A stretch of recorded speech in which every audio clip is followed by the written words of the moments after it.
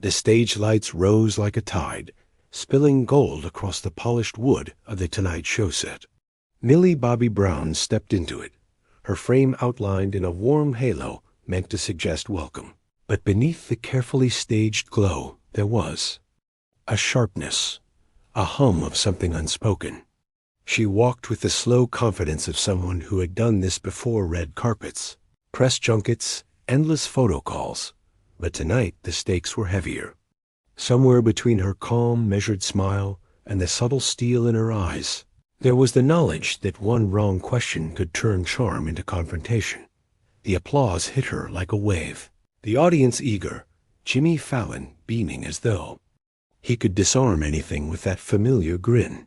He leaned forward in his chair, hands steepled, voice pitched in that practiced blend of warmth and curiosity. "Millie, you've been all over the headlines. Your performance in Enola Holmes. Your speeches on mental health. What's that like?" She let the smile linger a beat too long before answering, her tone even. "It's a privilege. But sometimes the headlines only hear what they want to hear." It was the kind of line that could slip past unnoticed by most. But Fallon's brow lifted almost imperceptibly. In the shadowed corner, her publicist shifted in her seat. Millie glanced sideways, lowering her voice just enough so the cameras wouldn't catch it. "Just a few safe questions, right?" And struck up a playful riff, the kind meant to stitch the moment into something harmless. But the sound seemed to only thicken the air. That whisper she'd given her publicist was not a request, it was a prediction. And the prophecy had already begun to unfold. The opening minutes rolled by with the smooth predictability of a well-rehearsed. Bant's laughs at the right beats, the audience clapping on cue, Fallon playing the genial host. Millie answered questions about filming in London, the camaraderie of the cast, the rush of stepping into a role she'd grown with since childhood. But there was a tautness in her voice, a faint edge under the practiced charm. It wasn't nerves. It was vigilance. Then Fallon shifted. It was subtle, just a lean forward, a slight narrowing of the eyes, as he broke from the pre-approved list her publicist had pushed across the desk hours before. His voice lost a shade of its playful lilt. "Been very vocal lately about..." "Well, about things outside of acting. Climate change, gender equality, mental health. Do you ever worry that kind of activism overshadows your work?"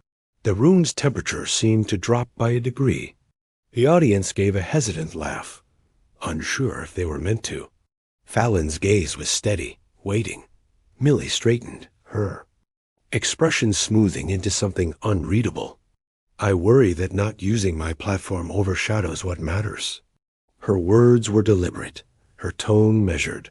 Each syllable anchored. The band leader's fingers hovered over the keys, but didn't play.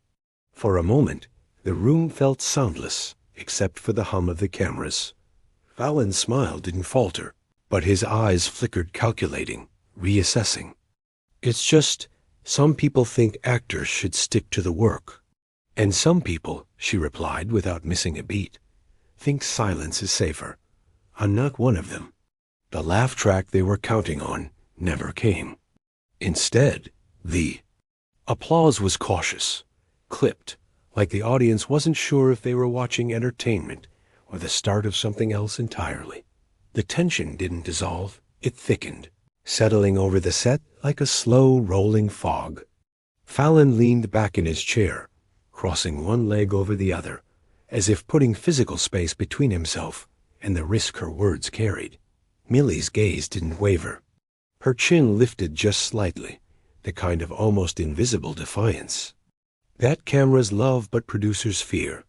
Somewhere off stage, her publicist shifted in her seat, whispering to a stagehand. The audience sensed the shift too, their cheers now softer, replaced by a low rustle of anticipation. There was an unspoken awareness. This was no longer the breezy late-night banter they had queued up for. Fallon tried to pivot. "Well, let's talk about your movie then. You've got Enola Holmes 2 coming out. Tell me about that adventure." Her voice softened, but not in retreat. The film's about finding your own voice in a world that doesn't think you should. Have one." She let the words hang, unblinking, almost daring him to cut in. "It's fiction," she continued, "but it's also not. Every role I take reflects something I believe in. That's not a distraction from my work. It's part of it." A producer off to the side mouthed something to Fallon. He ignored it, pressing forward. "But doesn't that invite criticism?" She gave a small shrug. "Criticism comes whether you earn it or not. I'd rather earn it." From the control booth, someone muttered, "We're off script." The floor manager's headset crackled with quiet urgency. On stage, the smile on Fallon's face began to look less like comfort and more like containment. The conversation wasn't just drifting, it was steering itself into CONTETED waters. The air in the studio had shifted entirely now. What began as a light evening talk was sharpening into something pointed, almost combative. Fallon's posture tightened, shoulders slightly forward, hands clasped in a way that suggested control more than comfort. Millie sat opposite him, unyielding, her body still, her gaze fixed like a lighthouse beam cutting through the haze. Leaned in ever so slightly. "You know, people like to pretend entertainment and the real world are separate things. But they're not. The stories we tell are political, whether we admit it or not." Fallon's smile held, but it was a thinner thing now, and he glanced toward the audience, searching for laughter that didn't come. "Well," he said, "we like to keep it fun around here." Her tone didn't rise, but it pressed harder. Fun isn't the opposite of substance. You can make people laugh and still make them think. She paused, letting the weight of her words fill the silence. Silence comforts the comfortable. I'm not here for that. The band leader glanced at a stagehand, unsure whether to cue. Music. Cameras hesitated on their angles, sensing the volatility of the moment. Fallon tried again, his voice carrying a brittle edge. "It's a late-night show, Millie. People want to relax. And I want to remind them they can't relax if someone else is drowning." She replied, the sentence cutting clean through the room. Somewhere behind the cameras, a producer's voice came sharp over the headset. "We need to move on. Now." But neither of them moved. The moment had become its own gravity, pulling everyone, audience, crew, viewers at home, into its center. The assistant director appeared at the very edge of the set, just outside the reach of the main camera, her steps quick but deliberate. She crouched near Fallon's desk, speaking low enough that only the host and Millie could hear. The smile on Fallon's face never quite faltered, but his eyes darted sideways, taking in the urgency of her expression. Millie noticed it too.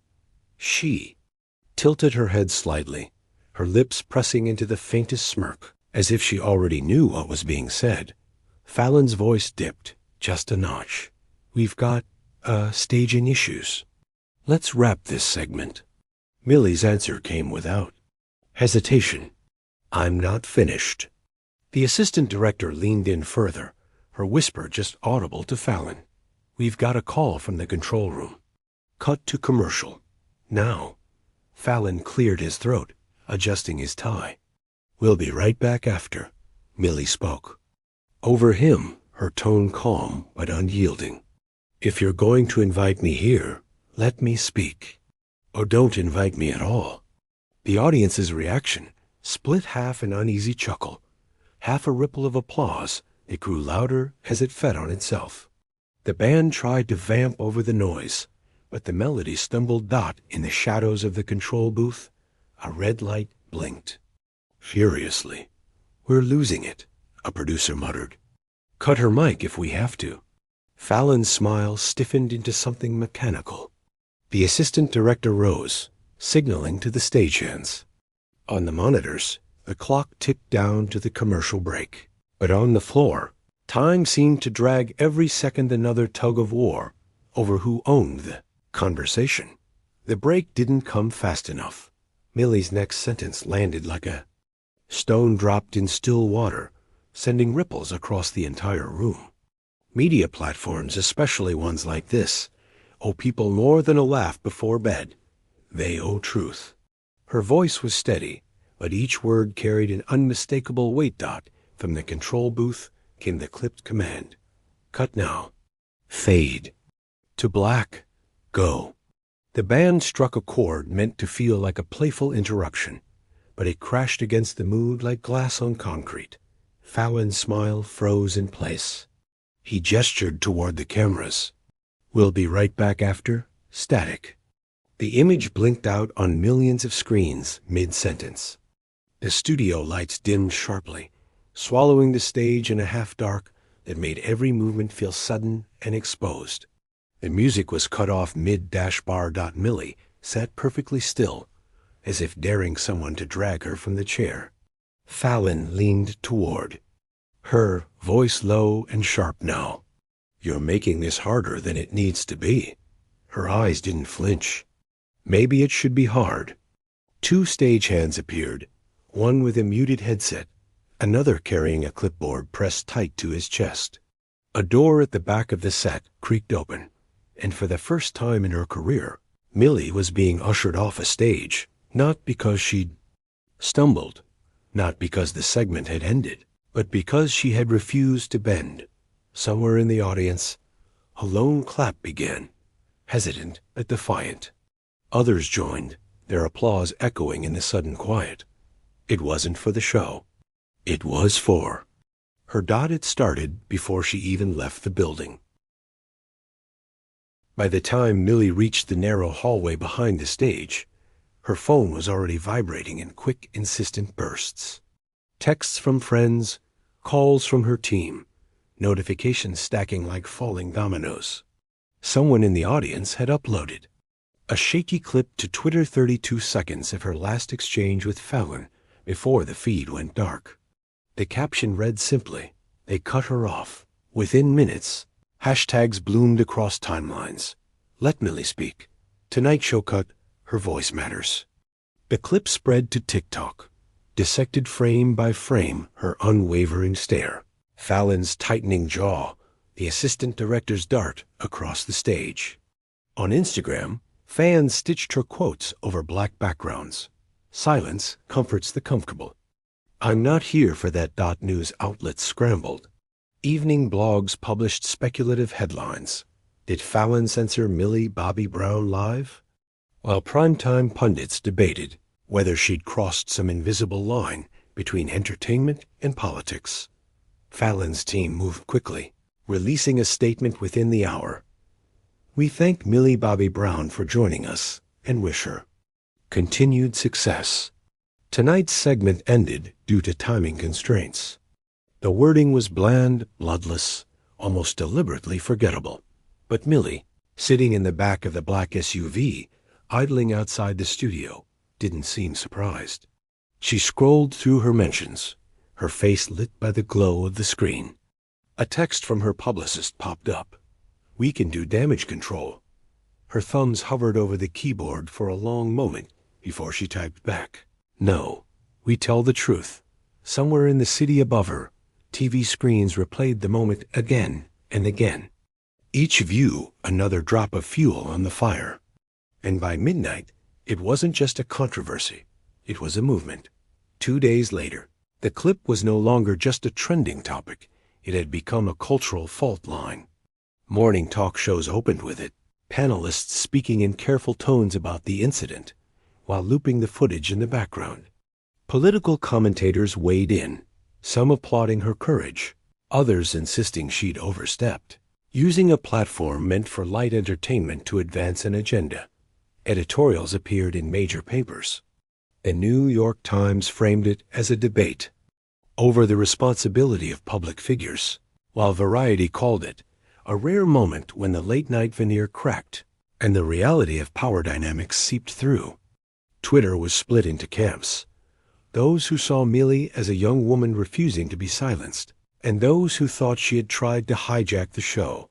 Meanwhile, Millie's team fielded offers from advocacy groups, nonprofits, and talk shows eager to give her the space Fallon had denied. She turned most down, choosing instead to post a short, unedited video from her living room. She sat cross-legged on a couch, hair pulled back, no makeup, the grainy light from a lamp softening the edges of the frame. "They asked me to keep it light," she began, her voice calm but resolute. "I believe you can make people laugh and still make them think. I believe you can be young and still speak about what matters. If a microphone is in front of you, you use it." The video racked up millions of views in hours. Comments poured in, supportive, angry, impassioned.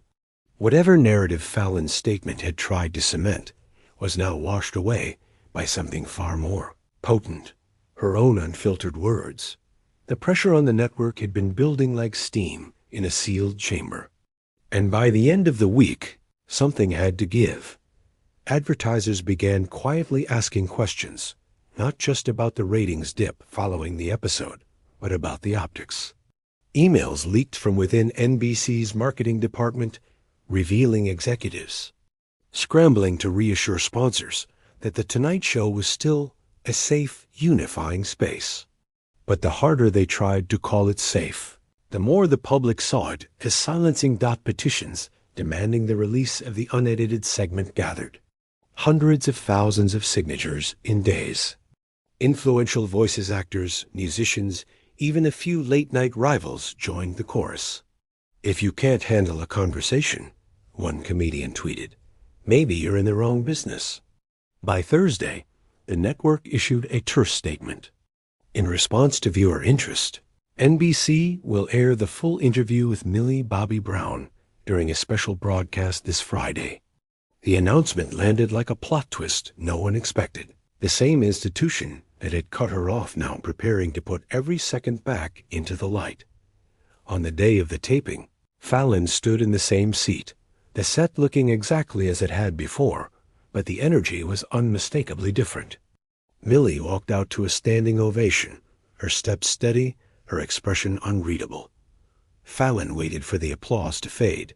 "Millie," he began, "I'd like to finish the conversation we started." She met his gaze without flinching. "Then, let's make sure it finishes this time." The audience roared, but it wasn't the sound of entertainment. It was the sound of a reckoning, about to unfold in real time. The broadcast opened without the usual skits or playful banter. No games, no celebrity cameos, just two chairs under the hot studio lights and the sound of the audience holding its breath. Fallon leaned forward, his tone quieter than before, almost stripped of the late-night showman gloss. "We cut to commercial last time, before you could finish a point. I'd like you to have that moment now." Millie didn't hesitate. "What I wanted to say is simple. Entertainment isn't an escape from reality. It's part of it.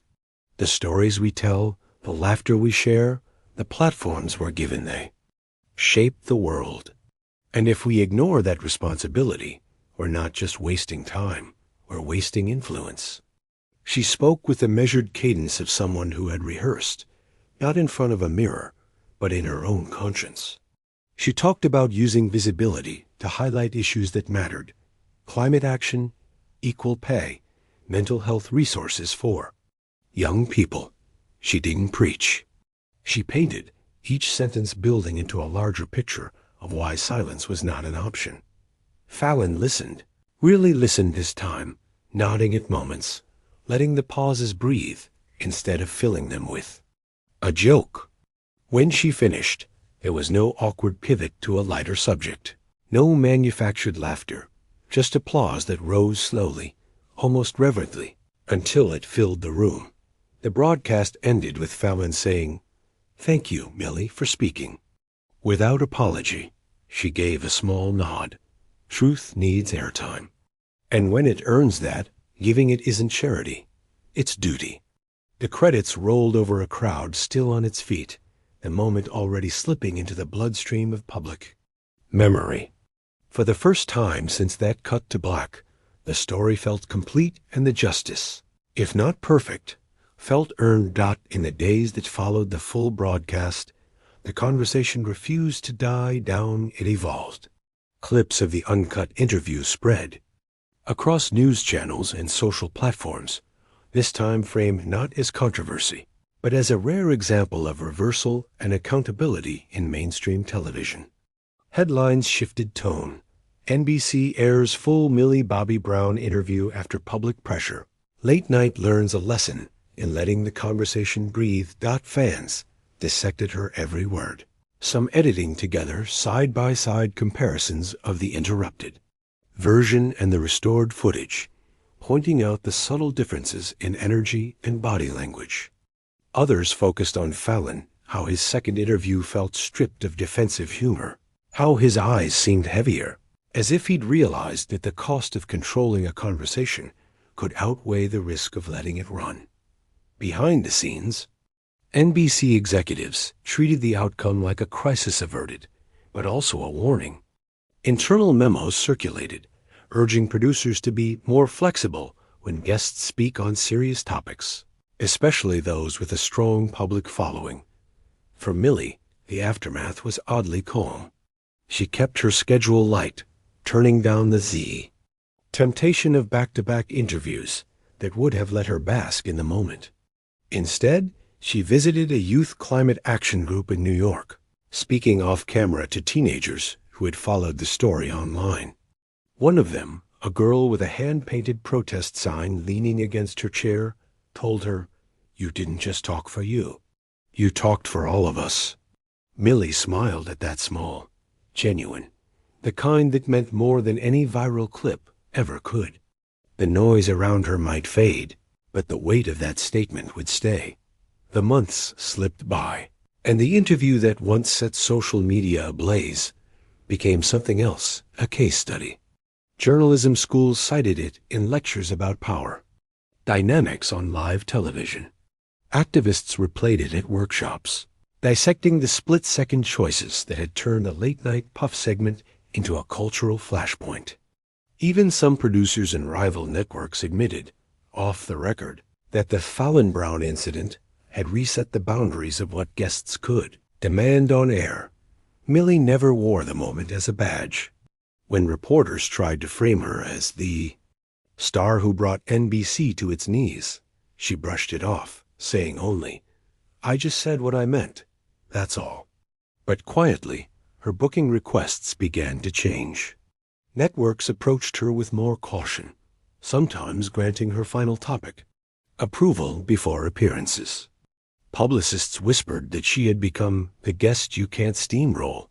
Fallon's show, too, shifted subtly. More room for pauses, fewer interruptions when a guest wandered into weightier territory. Whether out of fear, learning, or both, no one could tell. But the ghost of that night's tension hung over the studio like an unspoken contract. Respect the conversation, or risk losing it altogether. And for the public, the legacy lived on less in the headlines than in the behavior it inspired. Viewers remembered a young woman, barely in her 20s, who refused to shrink under the weight of a practiced grin and a producer's clock. Living rooms and classrooms, people asked themselves the same quiet question. If it were me, under those lights, would I hold my ground? Millie didn't answer that for them. She had already shown it in real time when it mattered most. There was no red carpet for this chapter of her life, no carefully staged photo call. Instead, it played out in quieter rooms conference calls with advocacy groups, panels on youth media ethics, conversations with lawmakers about online harassment and consent in interviews. What began as a tense late-night exchange had crystallized into something more enduring, a platform Millie had never quite asked for, but one she could no longer ignore. When she walked into these spaces now, there was a different reception. No one treated her like a novelty or a fragile young talent. They addressed her as someone who had weathered a public crucible and emerged sharper. There was still the occasional headline that tried to reduce her to the Fallon moment. But the people in the room knew better. They saw the months of groundwork that followed. The way she'd used her visibility to draw attention to the pressures young women face in public careers. Fallon himself, In a rare moment of reflection during a podcast appearance, admitted, "Maybe I wasn't ready for the conversation she wanted to have. Maybe the show wasn't ready." It wasn't an apology so much as an acknowledgement that the night had marked them both by the time Millie stepped onto another late-night stage, this time with an interviewer who had promised space for unfiltered dialogue. There was no trace of hesitation in her stride. The applause still came, the lights still burned bright, but something fundamental had shifted. She wasn't there to charm. She was there to speak. And everyone, from the host to the audience at home, knew they'd better be ready to listen. Under the warm hum of studio lights, the memory of that night had dulled for most viewers. But for Millie, it lingered with razor-edged clarity. Months had passed, yet the clip still surfaced in online debates, used as ammunition by both critics and supporters. Some said she had overreacted. Others called it a moment of bravery. She had stopped trying to correct them. The truth was no longer hers to control. It belonged to the culture now in the quiet hours between sets. She replayed fragments in her mind, not with regret, but with the precision of someone studying a battle map. Every pause, every shift in her tone, every flicker in Fallon's expression had been part of an unplanned war of posture and subtext. And yet, she had survived it. What mattered now was what she built from it. Her schedule brimmed with speaking, engagements, youth empowerment events, and collaborations with industry veterans who had fought their own battles for respect. She had learned to navigate interviews like a lawyer, handling cross-examination, anticipating traps, redirecting narratives, holding her ground with surgical calm. Fallon, meanwhile, seemed to have learned something too. His later interviews bore a new caution, an attentiveness to tone when speaking with young actors. Perhaps it was damage control, or perhaps it was the residue of a public reckoning. Either way, their collision had left its mark on both careers. Millie, that mark was a reminder. Not all battles are chosen. But if you fight well enough, the story they tell about you will never again be written without your consent. Months after the broadcast, the storm had not faded, it had evolved. What began as a late-night segment gone sideways had rippled into think pieces, panel discussions, and university lectures dissecting the blurred line between entertainment and interrogation. Clips of that tense exchange between Millie and Fallon circulated in cycles quiet for weeks, then revived by a viral tweet or a podcast commentary.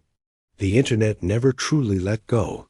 Millie had grown adept at carrying the weight of that moment without letting it crush her. In interviews now she spoke with deliberate poise, the kind honed not by media training alone, but by surviving the court of public opinion. She no longer underestimated the reach of a single sentence. Every word, every pause, every micro-expression was a chess move. Fallon's show carried on, but the energy had shifted. Viewers who once tuned in for pure levity now watched with an unspoken curiosity. Would he misstep again?